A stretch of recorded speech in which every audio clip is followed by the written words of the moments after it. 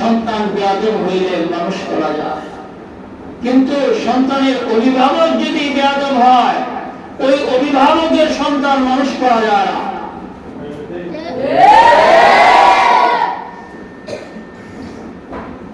আজকে আমরা অভিভাবক হইতে পারি নাই। সন্তানের উস্তাদের সাথে কিভাবে কথা বলতে হবে এই যোগ্যতা 100-র মধ্যে 98 জন অভিভাবকের নাই।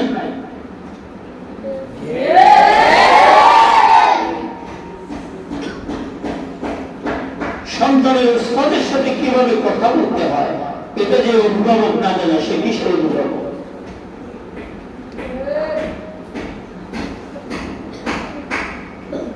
সুই চিনেন আপনারা? সুই সবাই চিনেন? সুয়ের মধ্যে পিছনে একটা ছিদ্র আছে, দেখছেন কেউ? যে দিক দিয়ে সুতাটা ঢোকায়। হ্যাঁ, এখন এই সুয়ের ছিদ্র দিয়া যদি কেউ একটা উট ঢুকাইতে চায় অথবা একটা গরু ঢুকাইতে চায় ঢুকবো? সে যদি কিয়ামত পর্যন্ত সাধনা করে যে আমি সুয়ের ছিদ্রের ভিতর দিয়া আমি একটা উট ঢুকাবো, ঢুকবো? আর উট তো করে হাতের আঙ্গুল ঢুকবো?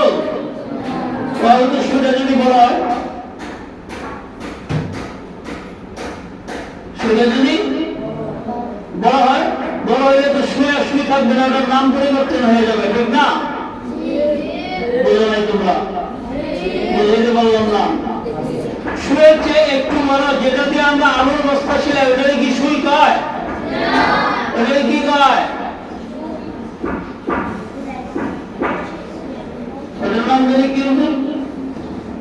ওই আমরা আলুর বস্তা ছিলাম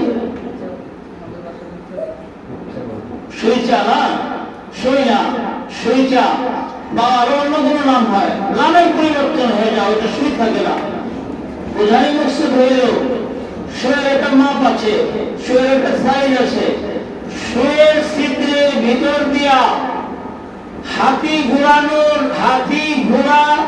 উট ঢুকানো যেমনটা দুষ্কর ব্যাপার, অসম্ভব ব্যাপার, কোনো ক্রমেই সম্ভব না, ঠিক তেমনি ভাবে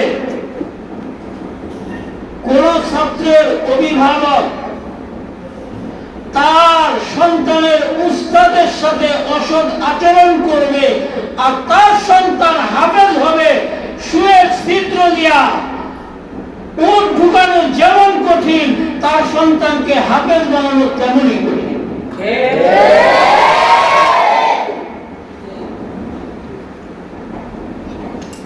সুয়ের ছিদ্রের ভিতর দিয়া হাতি ঘোড়া ঢুকানো যেমন কঠিন তার সন্তানকে আলেম বানানো তার চেয়েও কঠিন।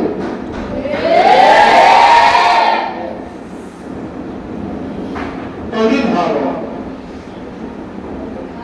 উস্তাদের সাথে আদব নাই, কায়দা নাই, কি ভাষায় কথা বলতে হবে জানা নাই, ফলে এই সন্তানগুলো এমন হয় আজকে যারা মনে করতেছে এদেরকে আমরা আদর করি, মায়া করি, মহব্বত করি, এটাকে অভিভাবকের মায়া বলে না, আদর বলে না, এই আদরটা তার জন্য, তার অভিভাবকের জন্য নিজেই কাল হয়ে দাঁড়ায়।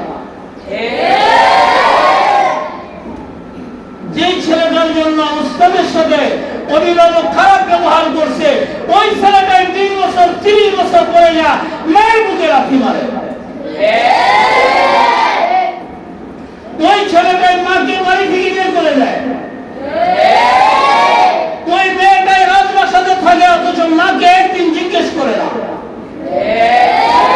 সে নিজে হাজার হাজার টাকা দামের অলংকার করে মার সামনে একবার ভাব দেয় না। এটার কারণ কি? এটার কারণ আমি তো বড়রা করছি, আমি তো ক্ষুদ্র মানুষ, আমি এটার কারণ মাঝে মাঝে খুঁজি যে যারা সন্তান মারে কেমনে, সন্তান মাকে ভাত দেয় না কেমনে, সন্তান মাকে কাপড় দেয় না কেমনে, সন্তান আবার মায়ের কথা শুনে না কেমনে, এটা কারণ খুঁজতে খুঁজতে খুঁজতে খুঁজতে পাওয়া যায় কোন এক জায়গায় এই সন্তানের মা সন্তানের উস্তাদের সাথে কোনো না কোনো জায়গা কোনো না কোনো দিন বেরোনি করছে, অসৎ আচরণ করছে, উস্তাদের দিলে যে দাগ লাগছিল ওই দাগের পরিবর্তে ওই